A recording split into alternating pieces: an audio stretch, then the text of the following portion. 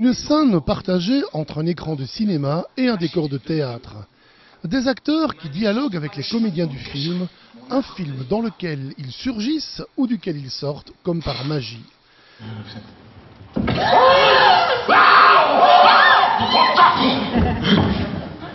Nous sommes au cœur de l'Illuminé, le 44e cinéma-théâtre du Belge Marc Cologne, inventeur du concept il y a 30 ans.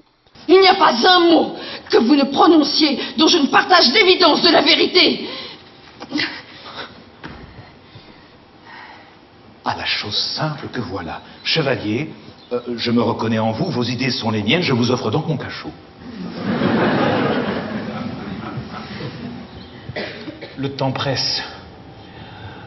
Alors oui, comtesse, à cet aveu, à cette sincérité, je me dois de répondre.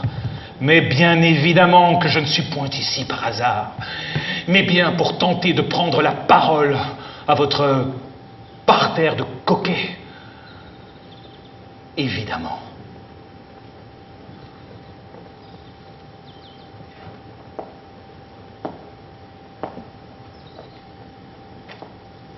Prendre la parole. Qu'entendez-vous par prendre la parole? Ne pas la laisser à ceux qui, aux lettres, commencent furieusement à préférer les chiffres. Sur l'écran, des noms bien connus comme ceux de Rufus, Mathilde Amé ou encore Michel Jonas.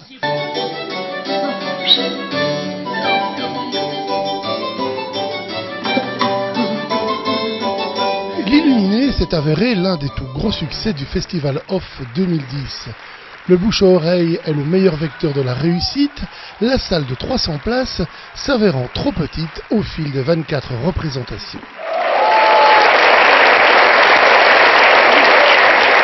Fantastique, de toute beauté et vraiment on avait déjà vu un spectacle avec Martial et là on a été comblés, c'était parfait. Le premier spectacle de Marc Cologne et là c'est fantastique, vraiment. En plus les thèses abordées sont très intéressantes, ouais, c'est parfait. Une thèse défendue par l'auteur-acteur Marc Cologne. Oui, il n'y a pas de décalage entre celui qui écrit et celui qui joue et j'ai l'impression même que c'est la première fois que ça passe. Cette histoire de s'étonner de la technologie qui nous asphyxie, ça passe tout simplement parce que là j'ai pris la révolution industrielle à l'envers.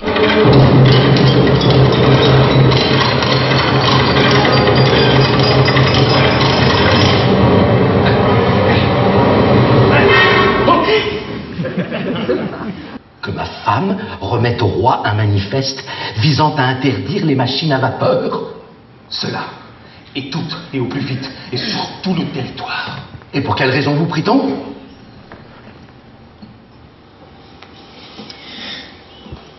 Parce que ces grandes inventions, ces machines, telles qu'elles se nomment, remplacent, vous le savez, chaque jour davantage l'effort musculaire. Et qu'il se rapporte que les hommes qui manipulent ces engins nouveaux en oublient. Qu'il ne s'agit que d'objets inanimés. Et qu'y a-t-il à entendre à cela? Que des ouvriers de chair s'en remettent à ce point, ces machines, qu'il n'est pas rare de les entendre s'adresser à elles comme s'il s'agissait de camarades de travail. Ça va, ma petite vieille? Il m'arrive bien de converser avec mes souliers, moi. Oui, mais ils ne vous font pas de même leur lacet.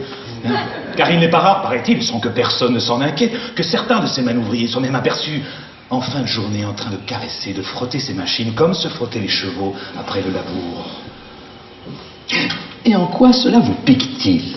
Oh, mais cela ne me pique nullement, monsieur. Cela me transperce. Et les visions d'avenir qui me viennent lui sont d'une telle évidence que je me morfonds de ne pas ressembler à mes semblables pour partager avec eux leur aveuglement au lieu de m'étouffer de la logique pure de mon instinct, mes visions, mais quelle vision, quelle logique! J'ai bien peur que la chaleur de ces industries nouvelles, en plus de nous vaporiser l'esprit d'inventions inutiles, ne vienne un jour jusqu'à perturber l'ordre des nuages, la manufacture, vous savez, qui borde vos terres. Vous arrive-t-il de vous interroger les volutes qui s'élèvent, mais pourrait très bien un jour même avoir raison de la température ambiante, monsieur.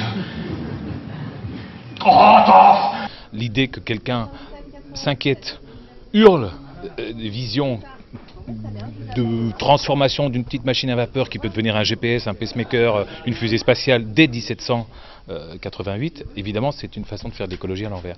Mais tous mes cinéma-théâtres n'ont jamais servi à faire autre chose que de m'étonner de cette technologie qui est en train de enfin qui est plus en train, c'est fini, ça va, qui nous a bouffé. Car enfin, quel est le souverain soucieux de remplir ses coffres qui ne se réjouirait de la multiplication du commerce de ses flottes? Vous avez un hanneton dans le coco. Eh bien, comptez sur moi pour lever une armée de bonnes raisons qui feront changer Sa Majesté d'opinion. Et vous, comptez sur moi pour vous offrir l'hospitalité de mon cachot. Ah? Garde! Pastine! Ami! Non, mais qu'est-ce que cette plaisanterie?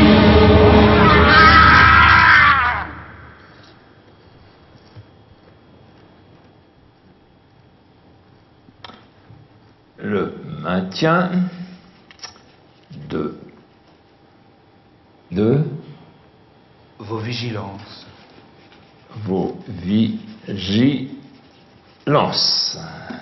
Précisant qu'à ce chapitre, il est à redouter que trop de richesses. Hein? Il était précisé que... Non, redouter que trop de richesses. Poursuivez, pour entendre l'idée. Mais j'y songeais en regardant la lune, elle qui nous tient si poétiquement éveillés dans l'émerveillement. Pourquoi pensez-vous? Pour n'être que le miroir de la lumière.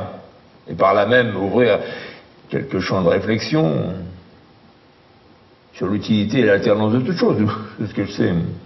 Joli geôlier. À moins que ce ne soit parce qu'elle nous inspire l'inaccessible, non? Oui. Non? Aussi, oui. Pourtant, je gage que savants et autres docteurs en frénésie mécanique se la fixeront un jour pour trajectoire finale à leur vaniteuse ambition. Mais enfin, la Lune! Mais parfaitement la Lune. Je pressens notre sottise de se vouloir un jour la conquérir. Même si 3000 fois la fortune que Louis le XIVe dépensa pour son Versailles serait un jour réunie pour foncer vers elle. Enfin... Dans quelle fontaine d'Armagnac vous êtes-vous plongé le cerveau pour ainsi divaguer? Excellent, remarquable et à recommander à tout prix. Très drôle et très astucieux, très chouette. Très bon spectacle. Le texte, la mise en scène, tout est excellent. Je crois c'est fermement qu'un esprit gouverné par le seul moulinet de discours bien tourné se devrait par moments dévider son esprit, rejeter un instant tout ce qu'il a appris, allant même jusqu'à devenir allergique à l'arbre familial, dit généalogique. La nature encore elle en cela nous renseigne qu'un étang trop stagnant réclame qu'on le saigne. Non mais car vous entendez-vous, vous frictionnez le muscle? À propos de quoi? L'arc avait les Étrusques de se curer les pieds, la diarrhée des mollusques. Mais où va-t-il? Votre savoir, monsieur, a ceci d'arrogant, et je dis arrogant, entendez, fatigant. C'est qu'en toute chose, il impose un avis, un savoir lumineux au-devant des parvis. De tout, l'homme se croit savamment supérieur, alors que l'essentiel lui était antérieur. Bien avant qu'il n'inflige à la terre sa trace, tout y était, je crois, joliment à sa place. C'est merveilleux. C'est un spectacle formidable. Un spectacle qui continue ce qu'il avait fait il y a quelques années déjà avec Martial, dans la même optique. Et vraiment, c'est toujours aussi parfait. Et entre Martial et ici?